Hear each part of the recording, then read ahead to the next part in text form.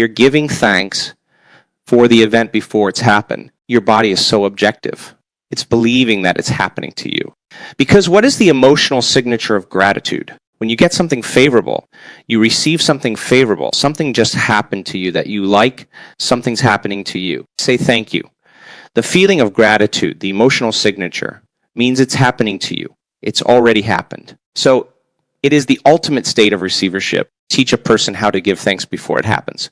Open their heart, and their heart's like a pounding of a drum or dropping a pebble in water, producing this field. It's that energy, that creative energy, can carry the thought of their health. It can ride that intention. It can ride on the wave that could be wealth, new relationships, suffering.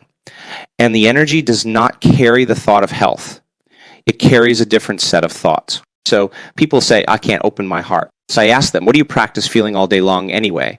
It's because you're so good at feeling something else. You haven't practiced feeling it. They have to keep overcoming their thoughts, overcoming their impatience, overcoming the programs that come right up against it, anything that's standing in the way between them and their connection.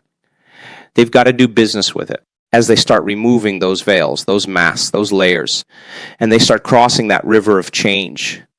And their heart starts to open a little bit, and they feel a little bit more, and they feel a bit more, and their brain is coherent. Now they have a coherent brain and a coherent heart. The balance between the two is an exchange of information that's not coming from out there.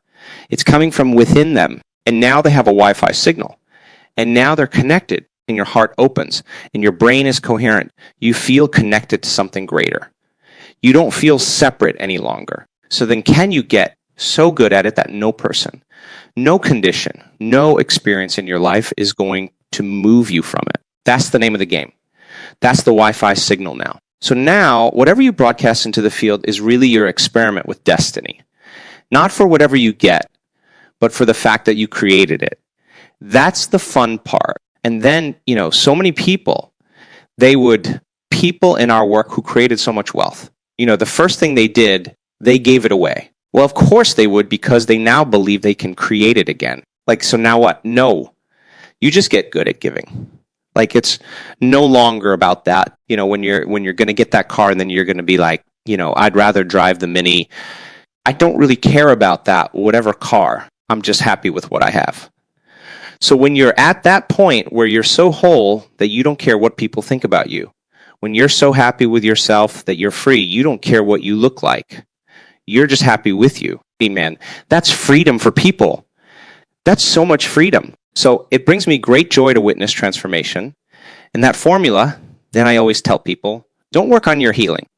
Work on learning the formula. And once you learn the formula and get it down, the healing will be the side effect. And you either live in survival, you live in creation, and living in creation is such an elegant moment, because you have to disconnect from everything known. You have to get so present that time is no longer of the essence. You are in the eternal present moment. This is a flip. Because when we're living by our senses in three-dimensional reality, this space-time continuum, there's an infinite amount of space. And with an infinite amount of space, I'm local. I have a body.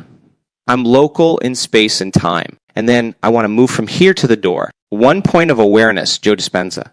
My other point of awareness, the door.